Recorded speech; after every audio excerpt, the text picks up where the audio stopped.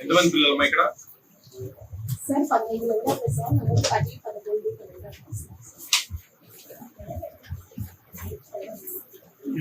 ఈ రోజు పెద్దగా రారని వచ్చింది నాకు కంప్లైంట్. అయ్యో డైలీ వస్తాను సార్ నేను. డైలీ వస్తాను సార్. ఒకసారి సాయంత్రం మేడం వచ్చేది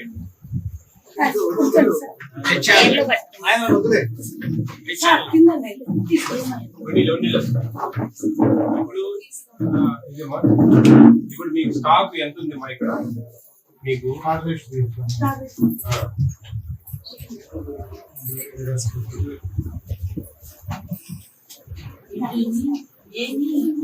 సూపర్వైజర్ మీరు ఎవరితో చెప్పారు?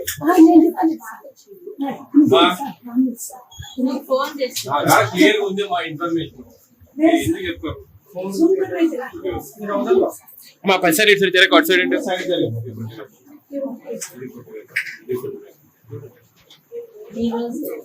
అదేనండి, ఈ రోజే మనం వస్తామని కొట్టేసారు. పిల్లలు లేని పిల్లలు కొట్టేసారు. ఎందుకమ్మా ఈ కొట్టివేతలు పెట్టారు?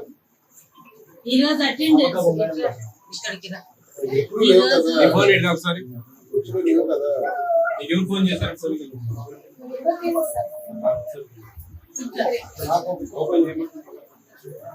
ఇక్కడ నిన్న మొన్న ఏం లేవు కదా? నేను మాట్లాడలేదు మా విన్ని. నిన్న మొన్న ఎక్కడా లేవు కొట్టివేతలు.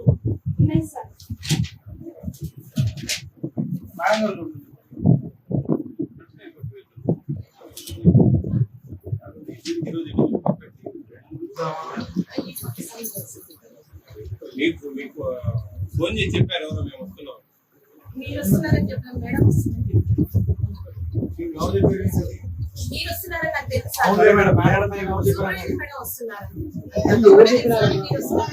నేను ఎందుకు చెప్పాను? ఎందుకు చెప్పారు?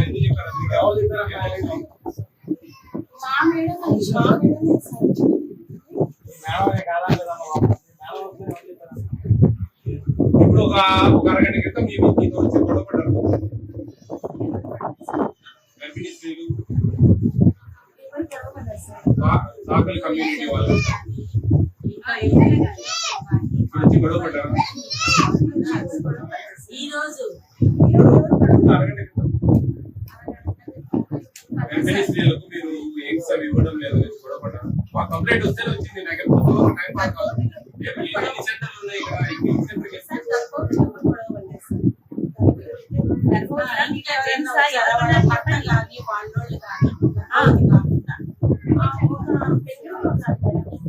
ఎవరు వచ్చారు ఆయన పిలిపించండి.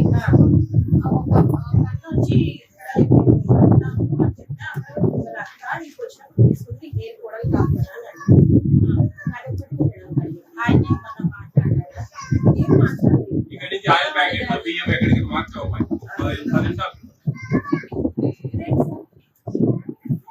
ఏంటి వెరైటీ కూడా చెప్పండి. ఏంట్లో వెరైటీ కూడా చెప్పండి. ఏంటి ఇది కూడా చెప్పండి.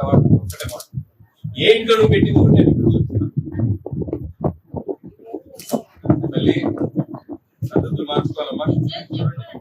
నిజమే రైస్ రైస్ ఒక 20 కేజీలు రైస్ చెప్తున్నా కదా. 20 కేజీలు రైస్ ఒక ఆయిల్ ప్యాకెట్ తీసుకుపోయి అది ఎదురు ఇంట్లో పెట్టింది. అది అలాగే ఇంట్లో ఎత్తుకోకండి. ఎవరు చెప్తాడో తల్లి నాకంతా ఇన్ఫర్మేషన్ ఈ నుంచి లేదు. నేను ఎప్పుడు నుంచి అంజన పద్ధతి చెప్పను. అర్థమైందా? మీరు చేస్తా ఉన్నారు, తప్పు చేస్తా ఉన్నారు. ఇప్పుడు పోయి చూడాడా చూసి ఏం సమాధానం చెప్తావు చెప్పు. నువ్వు ఒకటే అడుగుతాడా? నేను చెప్తాను మా పిల్లలు ఎదురుగా బ్లాక్ గేట్ ఇంట్లోకి పోయి ఆడ బియ్యము ఆయిల్ ప్యాకెట్ తెస్తా బయటికి. అప్పుడు ఏం సమాధానం చెప్తావు? ఒకటి ఎదురు బ్లాక్ గేట్ ఉంది చూడు. కానిస్టేబుల్ తీసుకెళ్ళు.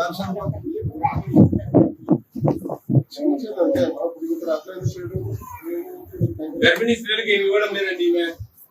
ఇప్పుడు వచ్చి గొడవ పెట్టుకోండి మేడం. ఇవి రాదు సరిగ్గా సెంటర్ కు.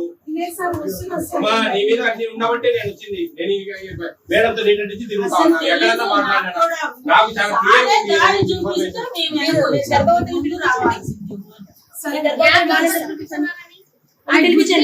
మొన్న డైరెక్ట్ ఫోన్ చేసి చెప్తా ఉన్నారు ఏం జరిగింది, ప్రతి క్షణం ఏం జరిగింది.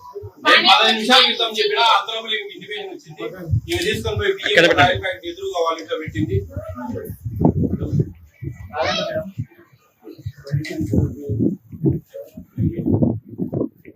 ప్రజలకు ఇబ్బంది కలిగి చూడండి, నేను చెప్పిన అబద్ధమా?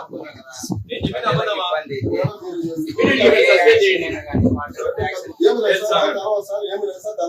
మళ్ళీ నాకు మొత్తం ఫోన్లు వస్తా ఉన్నాయి.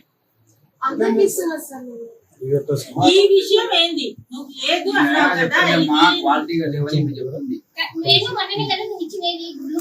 మొన్ననే తీసుకున్నాను. మొన్ననే తీసుకుంటే ఈలో ఐదు గుడ్లు ఇంకా పిల్లలు కంపు చేస్తుంది. ఆ పిల్లలకి ఆరోగ్యం ఏం కావాలా?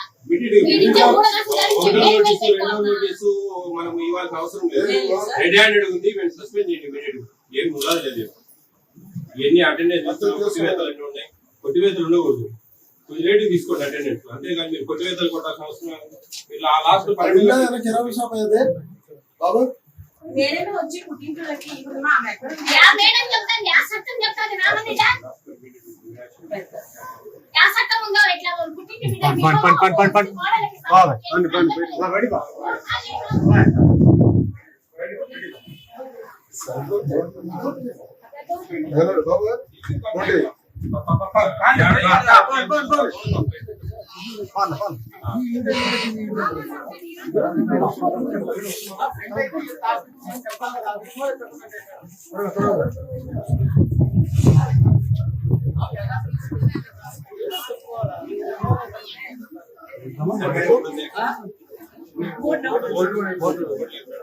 పెట్టిస్తాను మీ ముందు సార్ ఓటు కూడా ఉంది.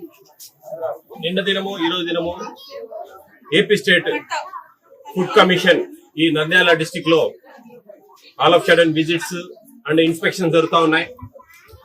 ముఖ్యంగా డీలర్ షాప్స్, ఇండియో ఆటో ఆపరేటర్స్, అలాగే అంగన్వాడీ సెంటర్స్, కొన్ని హోటల్స్, కొన్ని నూనె మిల్లులు ఇలాంటివన్నీ కూడా తనిఖీలు చేయడం జరుగుతూ ఉంది.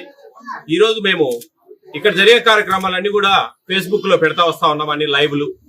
దాంట్లో కొన్ని కంప్లైంట్లు వచ్చాయి మాకు. ఆ కంప్లైంట్ ముఖ్యంగా ఈ 314 అంగన్వాడీ సెంటర్, ఇది 14th వార్డు సరస్వతి నగర్. దీంట్లో ఈమె మీద, ఈ అంగన్వాడీ టీచర్ మీద కంప్లైంట్ ఎక్కువ పెద్దగా రాదు, గర్భిణీ స్త్రీలకు సరైన పోషక పదార్థాలన్నీ సరిగా ఇవ్వడం లేదని ఇలా కంప్లైంట్లు వచ్చాయి. నేను 10 minutes బిఫోర్ ఇంటిమేషన్ ఇచ్చా వస్తున్నాను నేను ఇక్కడికి.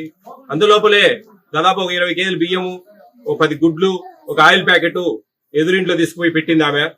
ఆమెను అడిగితే నేను తప్పైంది సార్ అని పోయేది, నేనేం చేయలేదు అది అన్నట్టుగా మాట్లాడింది. పోయి మేము తనిఖీ చేసి తీసుకొచ్చి బయట పెట్టాము అవన్నీ. ఇమ్మీడియట్ గా చర్యలు తీసుకోమని పీడీ గారికి మేము రికమెండ్ చేస్తా ఉన్నాం.